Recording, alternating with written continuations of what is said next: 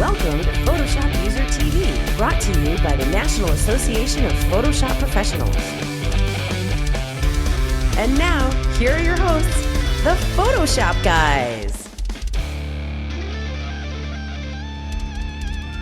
Hey everybody, welcome to another episode of PhotoshopUser TV, brought to you by the National Association of Photoshop Professionals, the people that bring you, there you go, Photoshop User Magazine. I didn't know what camera we were going to. Do it with attitude, Jessica.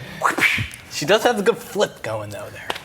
Anyway, welcome everybody. My name is Matt Kliskowski, and I'm joined here on the set of PhotoshopUser TV by the lovely Jessica Maldonado. Hi, Matt. How's it going?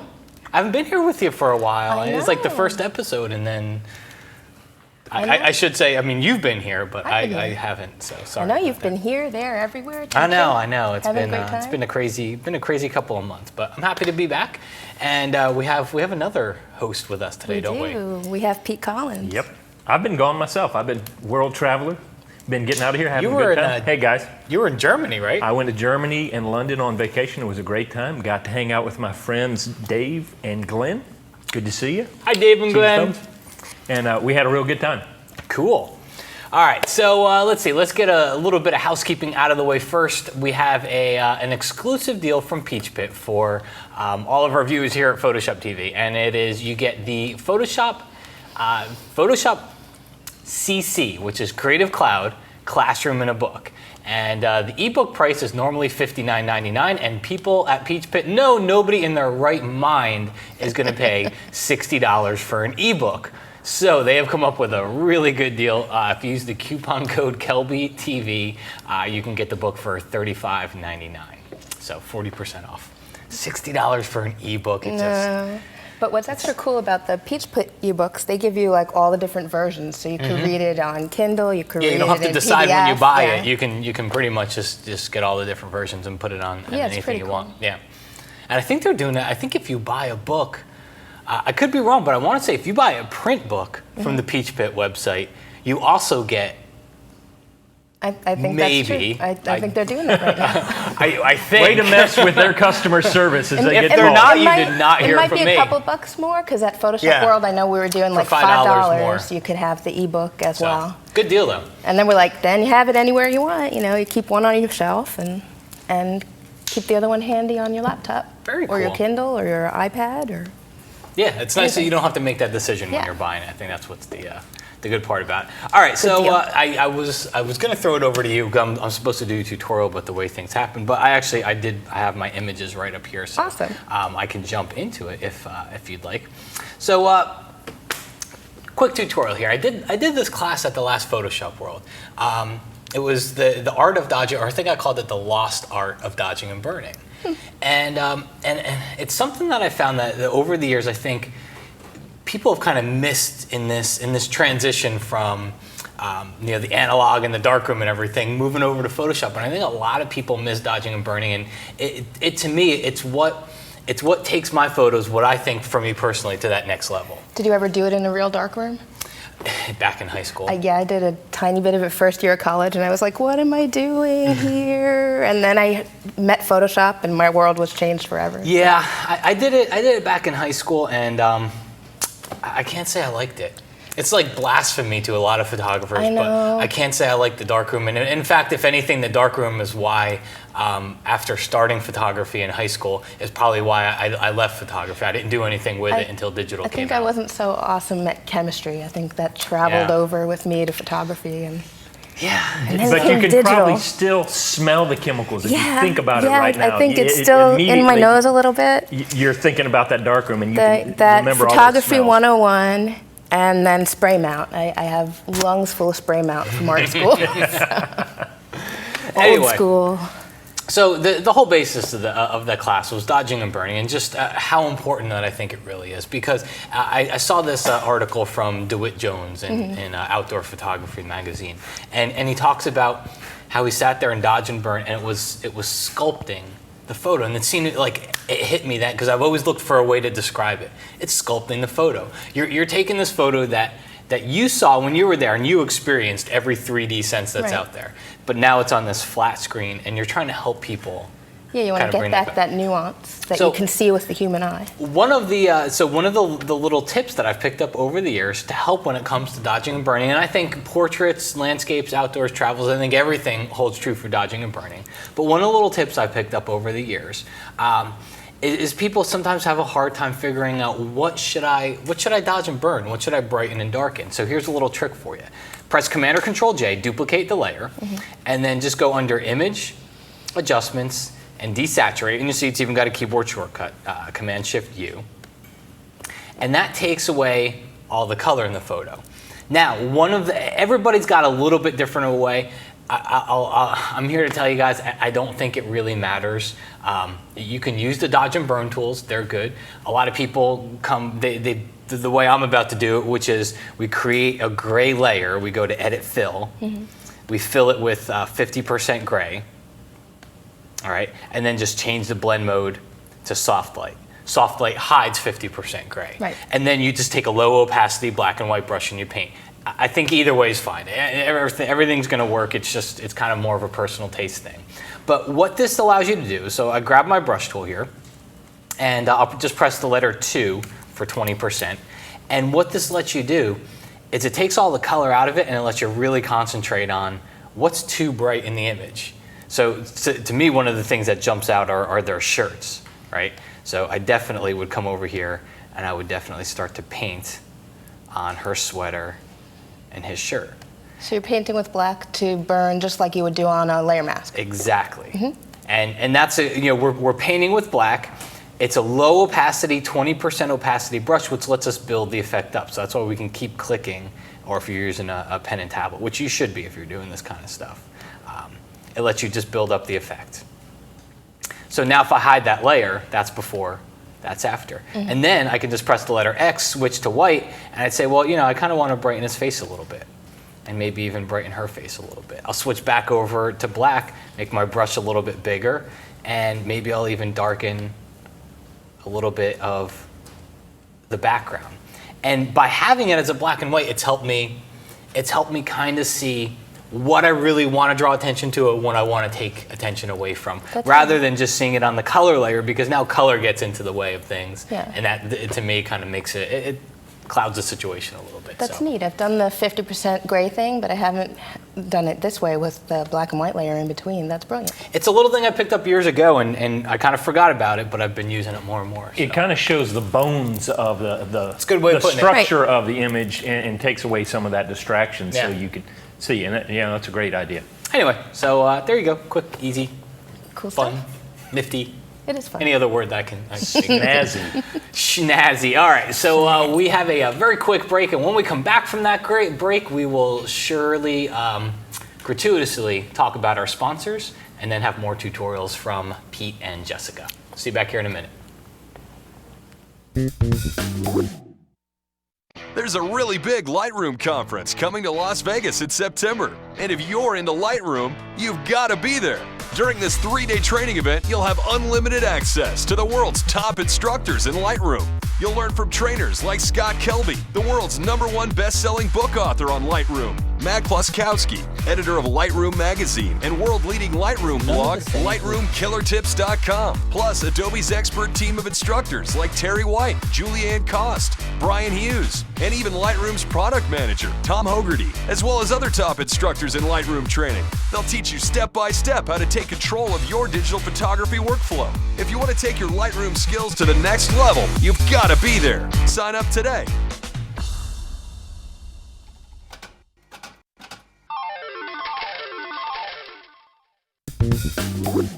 We are back live on the set of Photoshop TV with Jessica and Pete back there waving.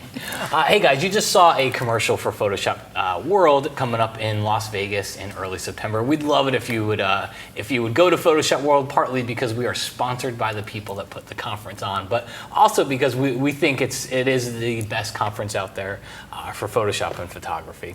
And we'd love if you attended. In fact, there's probably no better time to actually sign up to attend the conference than now, because I think you save $100 and there's all kinds of great deals going on. So make sure you check it out over at PhotoshopWorld.com. Now, Pete. Yep. I'm looking at the teleprompter and it says Pete tutorial.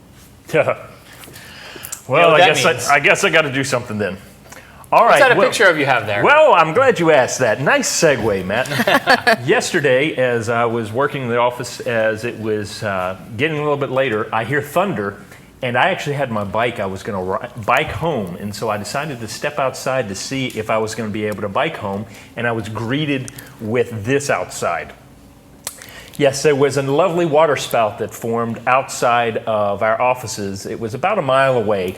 And I was able to get some great pictures of it. It was very clean. It was beautiful white water spout, and it was just cool. I felt like a storm chaser, except for That's right out the front door, isn't it? Yeah. Instead of being a storm chaser, I was more sort of like a storm plotter. I just kind of walked out, and there it was. So anyway, it's a great photo. But the problem was where we were, power lines everywhere.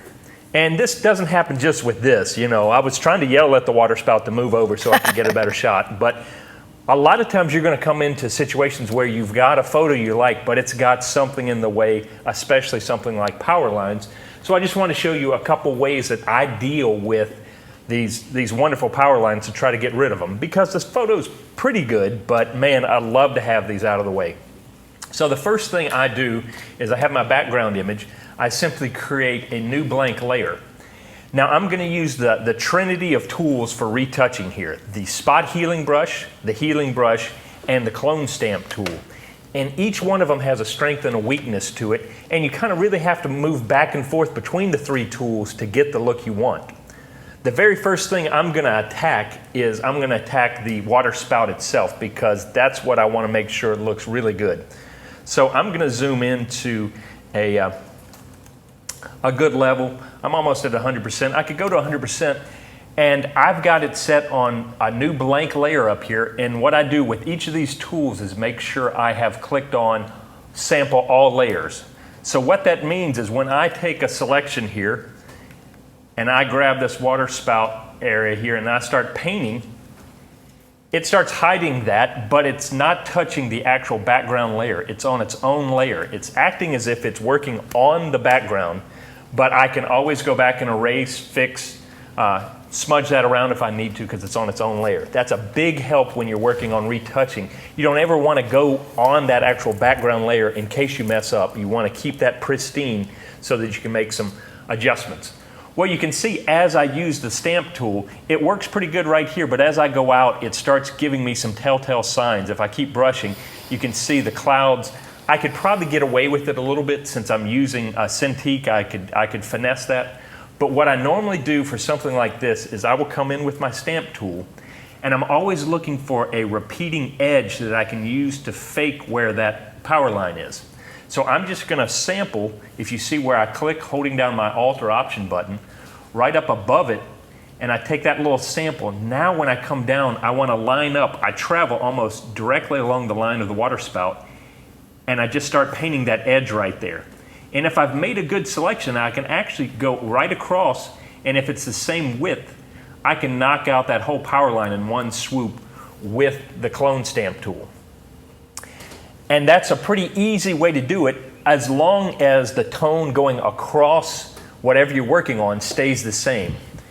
For the water spout, it pretty much looks similar all the way throughout it, but what I'm going to run into is, let's say I grab right here in this power line and try to do the same thing by grabbing a little bit of the sky beneath it and pulling across.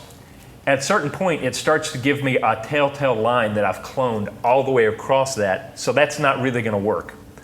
I would then come over and I would shift over to my spot healing brush or my healing brush. I always go for the automatic before I have to make any decisions on my own. So I go to spot healing brush and I start just working through and seeing if the spot healing brush will do the work for me. Now you can see this happens all the time with this brush. Is it seems to be working all right, and then you get goobers that pop up. I'm going to undo and back up. That first one looks pretty good. That's the official term, Pete? Goobers. Photoshop goobers. For some reason with the spot healing brush, it's got this algorithm in it, and it will try to decide what the best pixels are to put in there, and sometimes it's just awesome. It does it in one shot, but a lot of times it will grab another power line and throw it in there or give you some weird stuff, because there's a complex thought process going on in the computer for this. If it does give you a goober, Either undo it or just try it again a couple times. See there, it gives me the power line. I don't want the power line. Let's go back. Another thing you might want to try is taking another section out and almost like you're breaking the connection. For some reason, you just kind of have to start to get in the mind of what the computer's trying to figure out. So I'll do little sections here. Let's see, get that out of the way. Nope, undo. For some reason, it'll fight you. If you get to the point where it's not working, that's when you want to go back to the healing brush tool. Now the key to this is that it's going to want to try to smear and blend things together. You're going to want to make sure that your sample is always being selected that's going to match the area that you're going to blend with. What that means is, if you can see, it might be a little hard to see, but there's a darker section of this cloud right here that goes up to right about this line. So if I make a selection, it's really about targeting your selection. I'm going to make that selection right there, so that then I'm going to mirror that selection right up here where that edge of that dark line is. I'm going to bring it across, and what it's going to do is it's going to help it blend. It's going to give the healing brush a better chance of making sure everything blends together correctly. Does that make sense? Yeah. That you're always having to, when you're doing restoration or fixing something like this, it comes down to how you select your target to fill it over. You're going to give yourself a better chance if you understand, all right, if I've got a line like this and I want to take care of this spot right here, I want to choose a section of that line that looks exactly like it down here, so that when it blends smoothly all the way across. Otherwise, if I just took any random part up here and started doing it, it may or may not work, but it may mess with the tones a little bit. Sure. So all that to say is, when you're doing a project like this, people always say, oh, well, just fix it in Photoshop. There are a lot of power lines here, and I've spent probably about an hour and a half working on these lines just to get it to this point right here.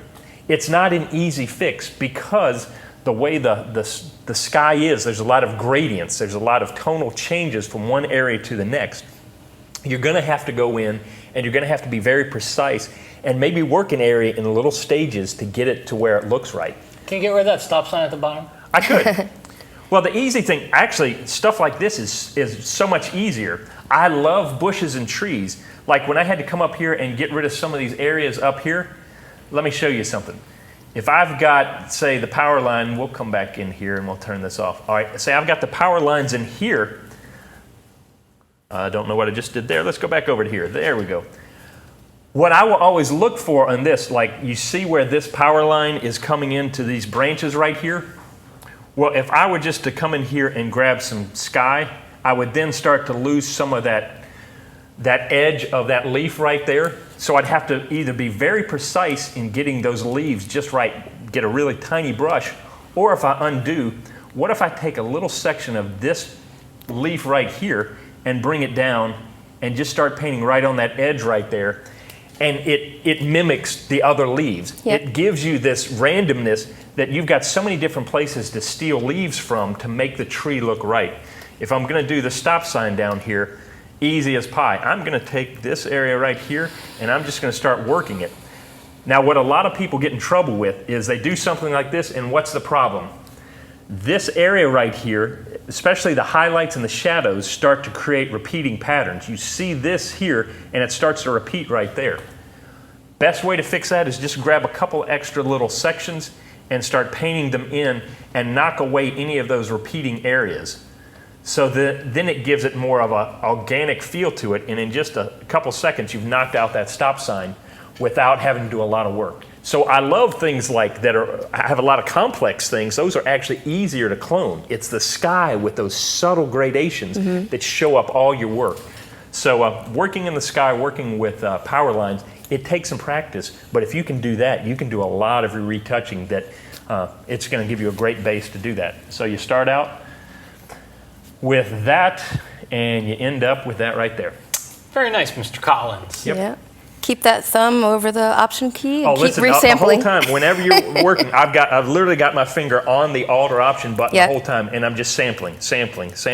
And that's why you want to use a tablet, because you're going to have to do some very precise stuff. Yeah. And it takes a lot of work. Most people think that Photoshop will speed you up. It does, but there's a craft to it. They've seen a lot of people have seen the the quick demos of content aware. It's like, look, I just make a selection around this content aware, and it's gone. But sadly, that's the demo from Adobe. With just the right image. Yeah, with just the right image that people have honed and looked for months and months, and in reality, it never works like that. Well, and another thing about content aware, depending on how noisy your image is as well, content aware is going to take into consideration all that noise in there. So one thing that may help you is to try to smooth it out as much as you can beforehand, so that it's not throwing extra data into the algorithm. And that's why you'll see sometimes demos that work perfectly. It's because it's got the best background to work with. But when you're working on something noisy, cloudy, stuff like that, you're going to have to really be precise. All right. Speaking of precise, I don't know how precise this is. Jessica's up. What do you got for us? Well, I have seen in some of our comments that people have been asking for more stuff on using channels for making selections, and I'm going to show a quick way to use channels to take your real shadow with you when you're compositing in another image. Okay, cool. So it's pretty easy. Starting with an image of a chair here. Since the chair has some hard edges, I've gone ahead and made a nice clean path around that to bring that with us. But to get this nice soft shadow with all its different lights and darks and texture, we're going to use channels. That's actually a really good way to grab that shadow and take it with us. So clicking over into channels, I'm going to check each of the red, green, and blue and see which one the shadow looks best in. I think that it has the most variance in the red, so I'm going to drag the red down to the little icon here to make a copy of it. And when you say like the most, you kind of mean like it stands out the most. It kind of yeah, looks like it looks the most here contrasting. it's maybe here it's maybe a little too soft.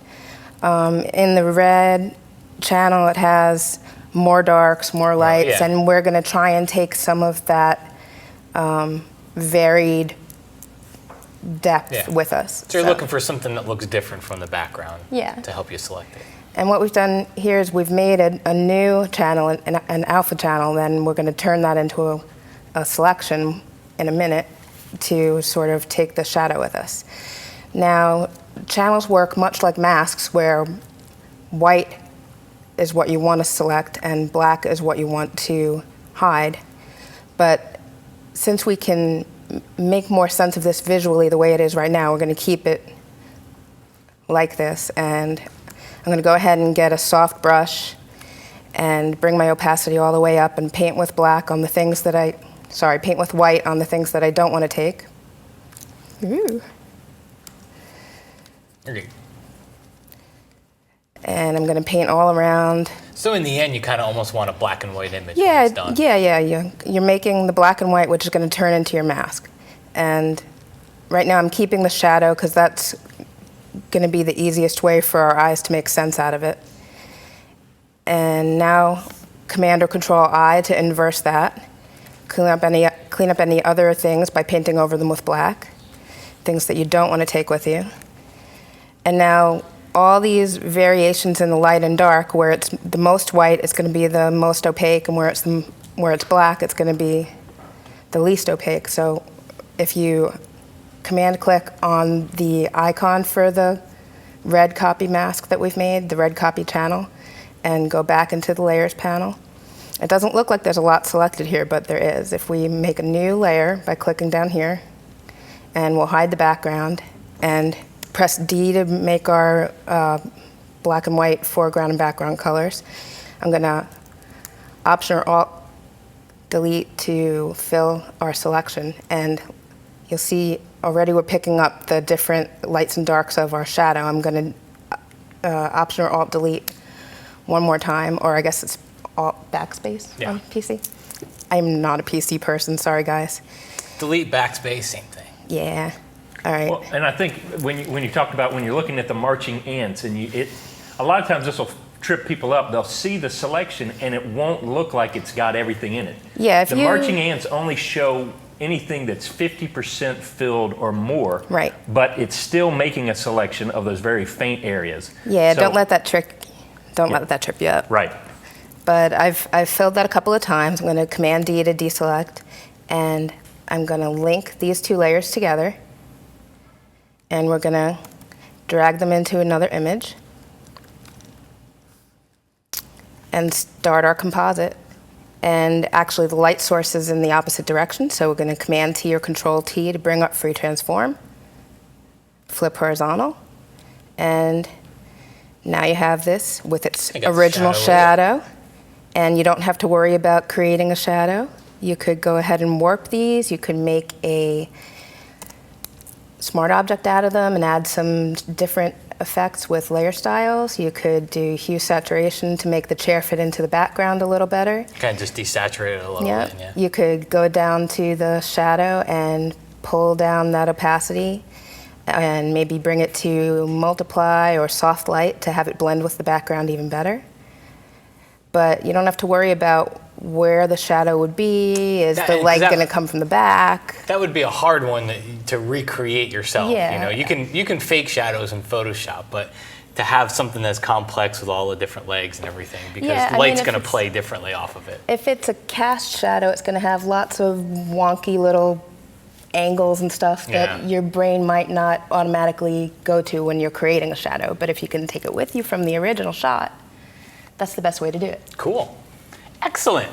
All right. Well, hey guys, we're going to take a very quick break. When we come back, we'll talk about prizes and all kinds of other fun stuff. See you back here in just a minute.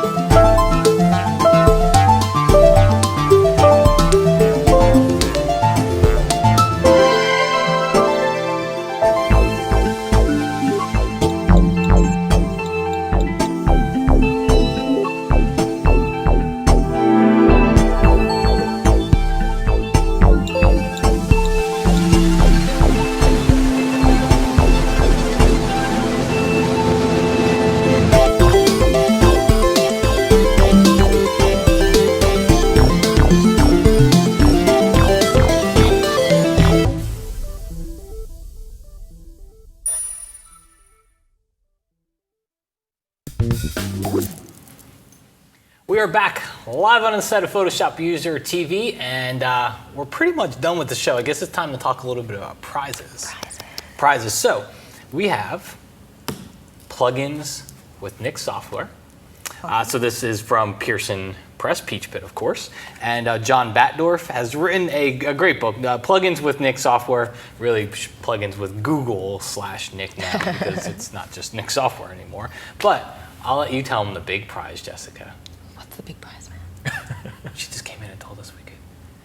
She wasn't listening. I didn't hear. You didn't hear? I didn't hear. I'm very sorry. Here, I want to I was singing with Pete. What's the big conference coming up? Photoshop World. Think we should give away a in ticket? Las Vegas. Oh my gosh. It was Jessica's idea. Can we give away a Can you ticket tell? to Photoshop?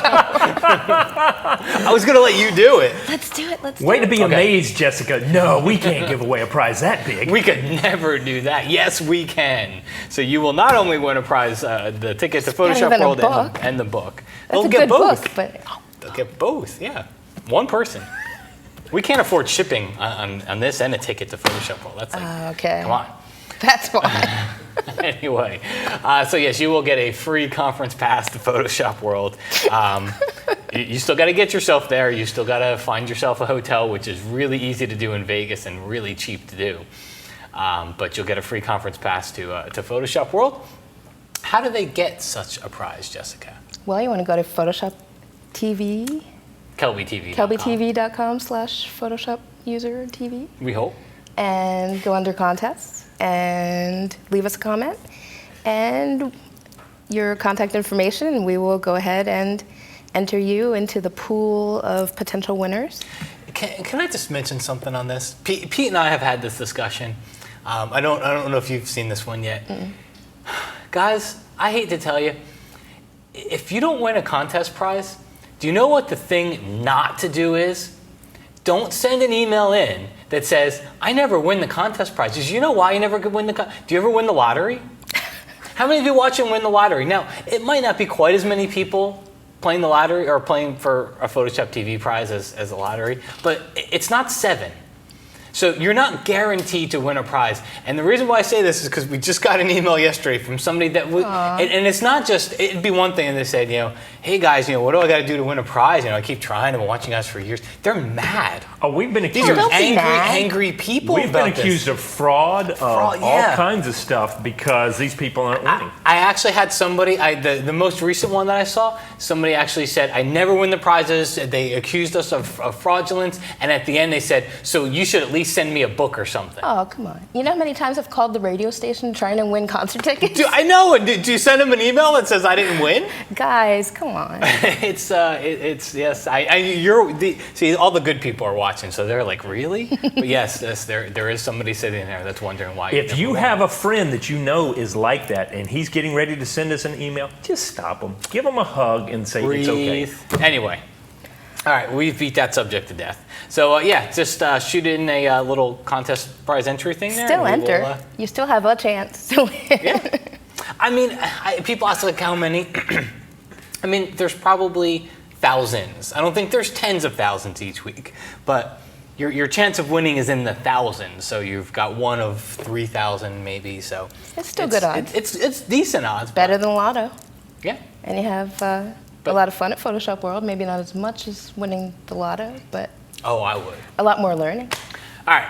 Well, guys, I think that pretty much closes up our show here. Jessica, thank you very much. Great tutorial. I love that. Anything with shadows, I think, is really really great for people to see how to actually pull those things from one image to another. So, thank you, Mr. Pete. Matt, I was sitting here today and I was wondering, do you ever have trouble saying your own last name? Because I think everybody else in the world does, and I was thinking, I wonder if you ever trip up. But that's a whole other story. No, I was thinking while I'm over here just playing in the Weather Center. Everybody is already tuned out by now, so they're not even watching the show anymore. So I could say anything, but it's kind of funny because about when I was 10 years old, I stopped correcting people. Like when you grow up with the last name of Kluskowski and you get to the checkout counter for something or flying, forget it. I fly a lot. I walk up to the check. Oh, thank you for being platinum, Mr. I'm like, K. Just call me Matt K. I'm good. So I stopped correcting people at a very, very young age. What's that? Did you spell it wrong in kindergarten? Did you have a hard time learning? I don't remember. I don't. See, I've been working with you for over 2 years now, and I still can't say your name right. I don't even know how to spell it. I just gave up a long time ago. Yeah, I don't remember learning it as a kid. So Maldonado is pretty phonetic, but my kids would be like an A where the O goes. I'd be like, honey, it's an A. It's your name. Learn it. Our video people are going like this. For the love, stop. Stop. So I think we're going to actually end the show before they just shut the cameras off in mid-sentence on us. So guys, thank you very much for watching. Thanks to all of our sponsors here on Photoshop TV. Hey, there's another one. So the last name, so how do you say Collins? Pete. How do you mess up Collins? Yeah, good. Let's pan over to Pete for a second. Yeah. So, how do you say Collins? Collins. Collins? Oh, Collins. All right. So, we can keep Matt talking was about trying this to do stuff. something funny there. You know what? I'm going to keep talking until they actually just shut the camera off. We've already thanked our sponsors. Start rolling the credits. We've already thanked you for watching the show. We thanked our video guys, and I'm just going to keep talking Music until like they in the actually Oscars. until they actually just shut the show off, shut the lights off, do something. But what are you doing tonight, Jess?